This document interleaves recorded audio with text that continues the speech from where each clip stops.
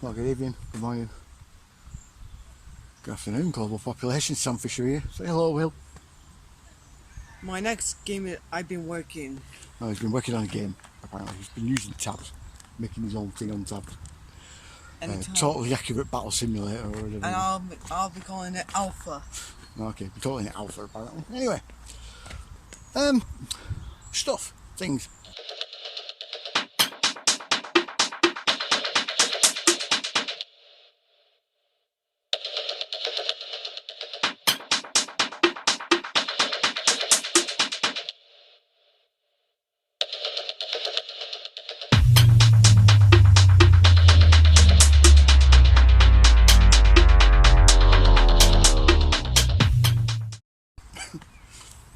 You're likely probably start going, what?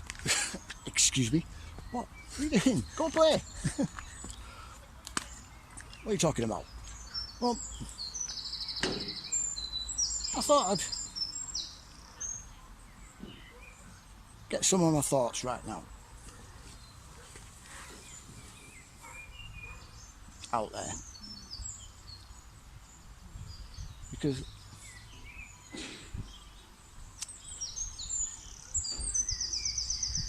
there's a lot going on.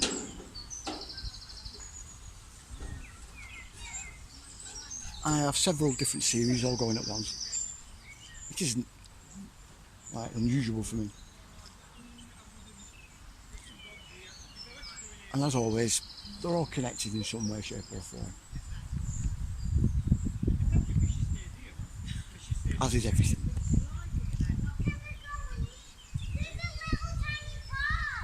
Whenever you research anything, you'll find a connection to something that's, you would have thought at first completely unrelated.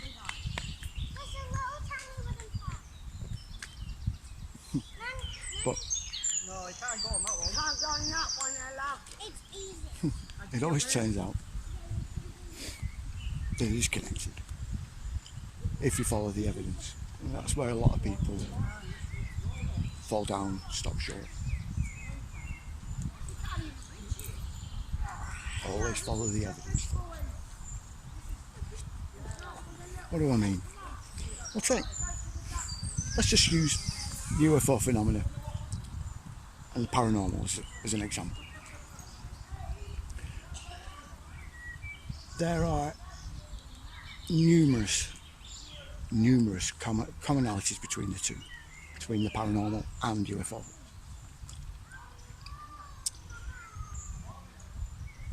Some of which,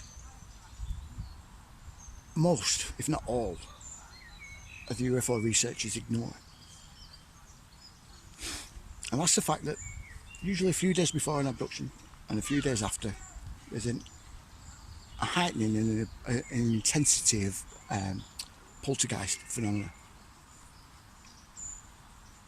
that happens. And that's nearly all of them. Why do I say nearly? Well, some of them aren't. Some of them aren't actual abductions,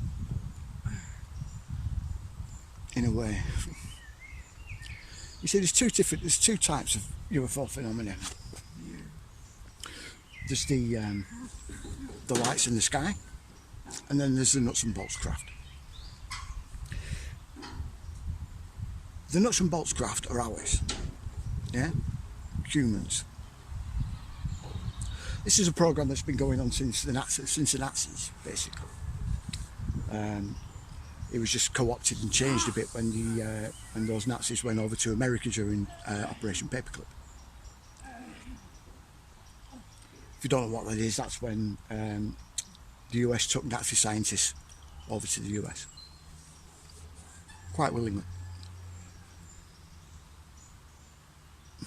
thinking that Nazism was just a political, a political idea. It's not. It's not.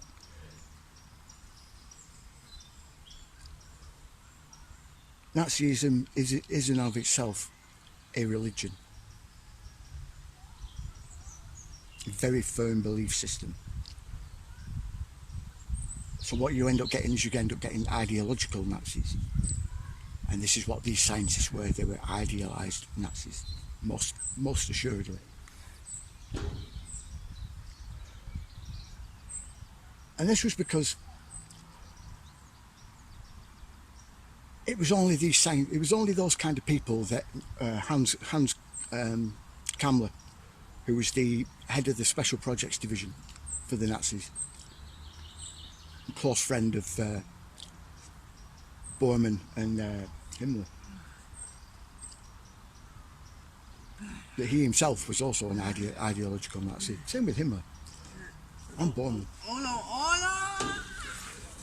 It was these three that were likely in charge, and not Hitler. I think Hitler was just a mouthpiece. He was just a very good orator.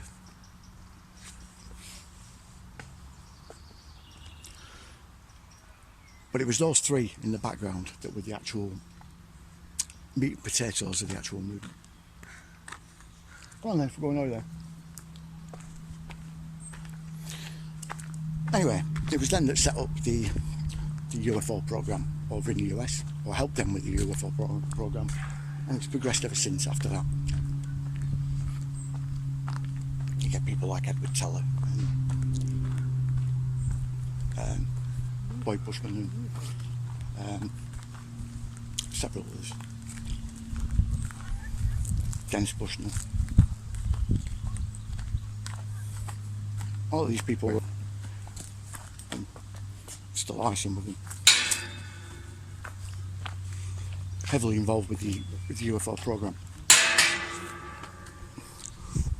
alongside the disinformation campaign and everything else that runs alongside, that piggybacks alongside it. The actual technology that these people have is far and away beyond anything that anyone can ever dream of. It really is. Most of it, mind you, is recovered ancient human technology from many thousands of years ago.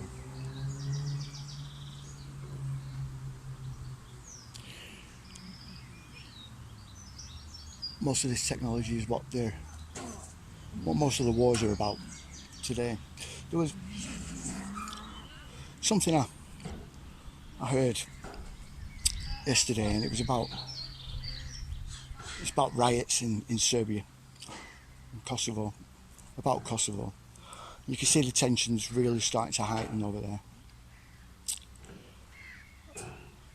I've said for a long time now that this will be the next place that they'll have a war.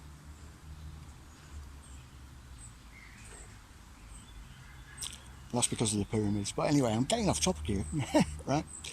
So yeah, that's the human side of it. The lights in the sky thing. You ever heard of spirit orbs? Well, think of them as exactly the same thing, but on a massive scale, larger scale, more powerful scale. They're interdimensional beings, they're not craft.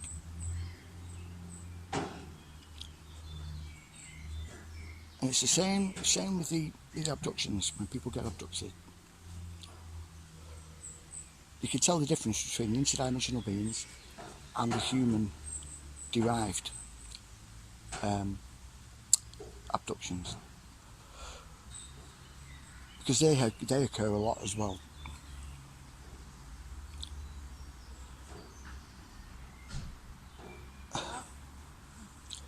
And they too, in a roundabout way, are also heavily tied to the paranormal phenomena, and this is because of, again, Collins' elite.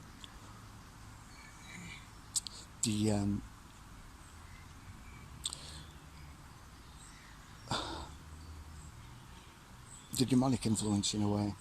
Hi, Dad. Hi, lad. And they do this because there's certain individuals that needed to be targeted and manipulated in some way to fit their agenda, to ensure that their agenda still can carry on. So you get things like giant spirit orbs. What are you doing?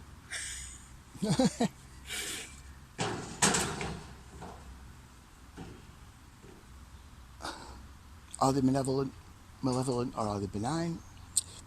Half and half. There are no aliens per se, or rather there's no aliens that are visiting us, not on an off-world, other planet sense. There's plenty of worlds out there and probably plenty of life on those planets, but none of them are visiting here. It's all interdimensional stuff, all interdimensional, spiritual if you like, beings.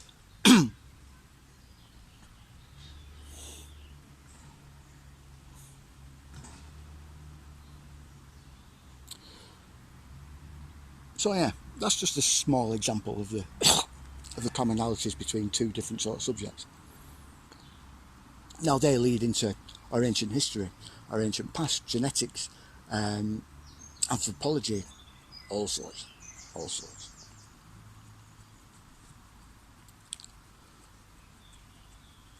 So what's it got me thinking of?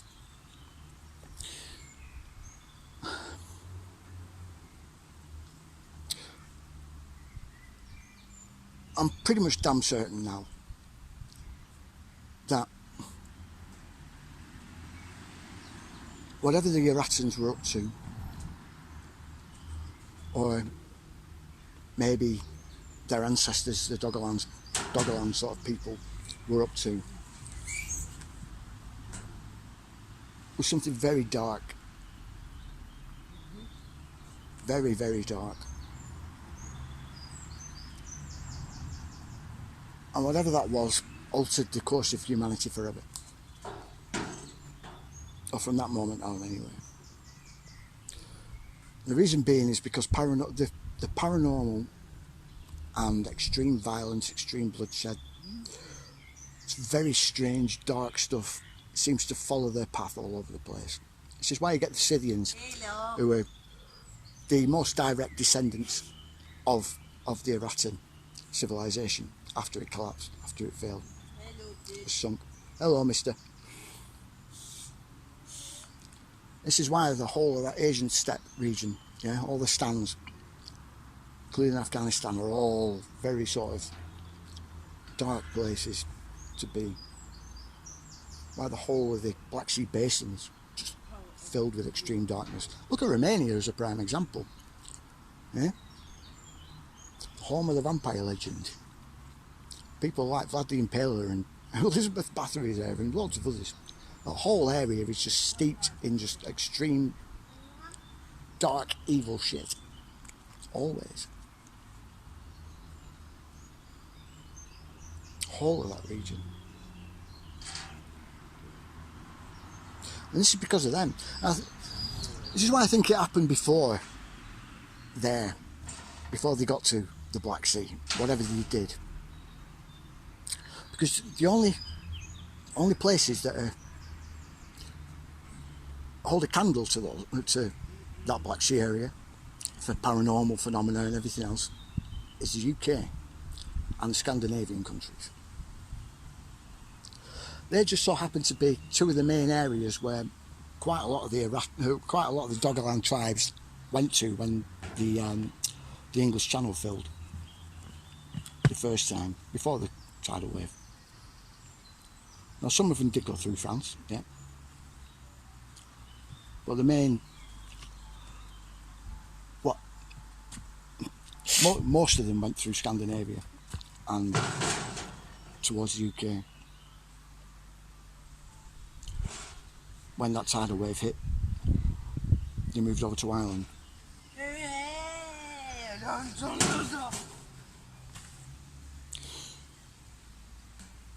It's a weird thing.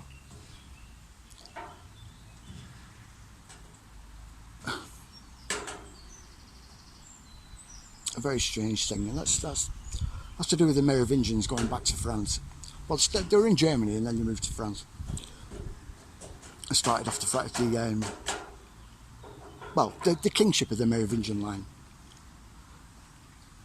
Now, for those who don't know, the Merovingians are quite bizarre in and of themselves. Their entire lineage supposedly began after the first of the Merovingians, Merovec, his wife was supposedly raped by a fallen angel, and they believe that they are the offspring. They believe that they're Nephilim. I know, it's crazy, but that's what they believed. They believed it gave them a divinity, and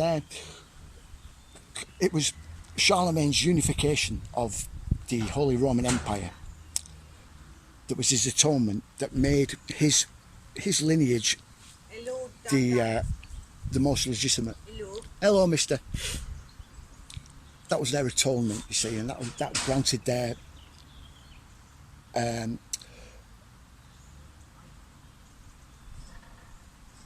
sort of exile, as they saw it, from heaven being lifted, and they were allowed back because they helped to unify the Holy Roman Empire.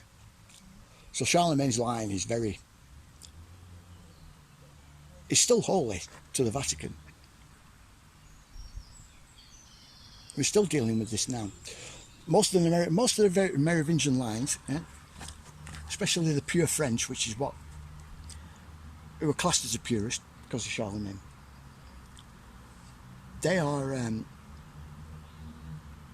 still seen as basically the Holy Roman Imperial line by the Vatican.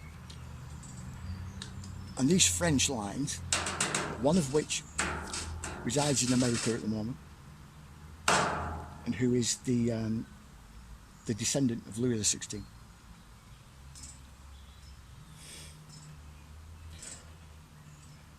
This is who's taking over at the moment.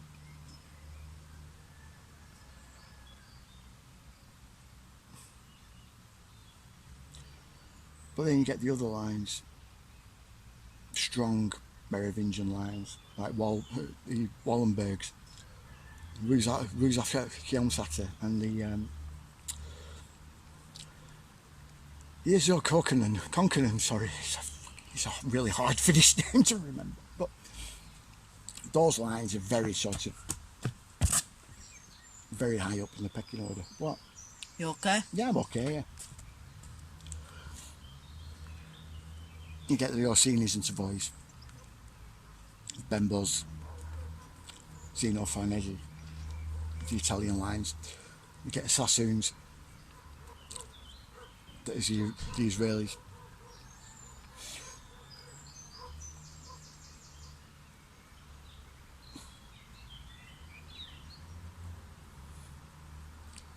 You did have the Habsburgs, but they were defeated.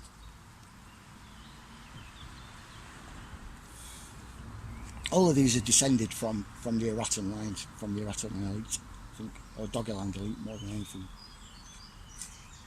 Strong ties to that.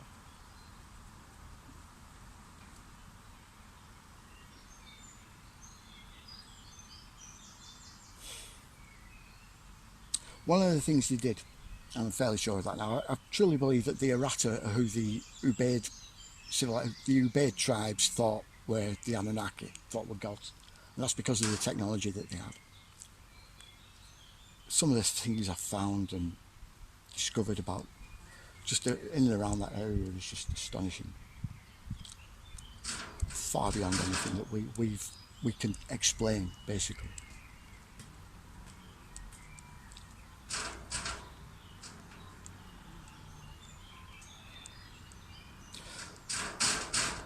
They tampered with us. They're the ones who fused our genes together, yeah, to give us 23 chromosomes. They wanted to make a distinct line, a distinct schism between us and them.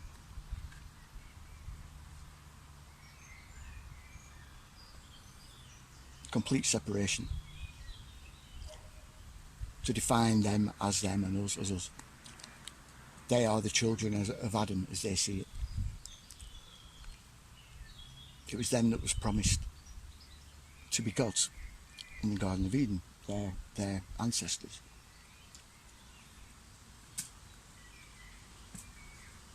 And we are their creation. That is the long and short of it. I mean, these people truly believe it's their divine right to become gods. It's why people like Richard Seed were so attracted to them their ideas anyway, his ideas. And what we're seeing now is their attempt to hijack God's creation in their image.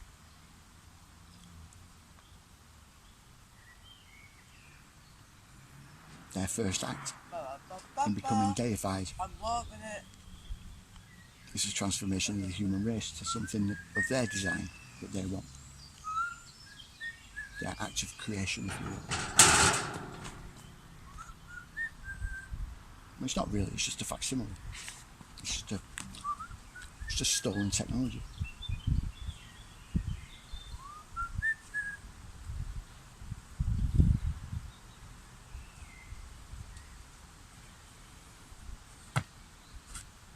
It's just that's tying everything together.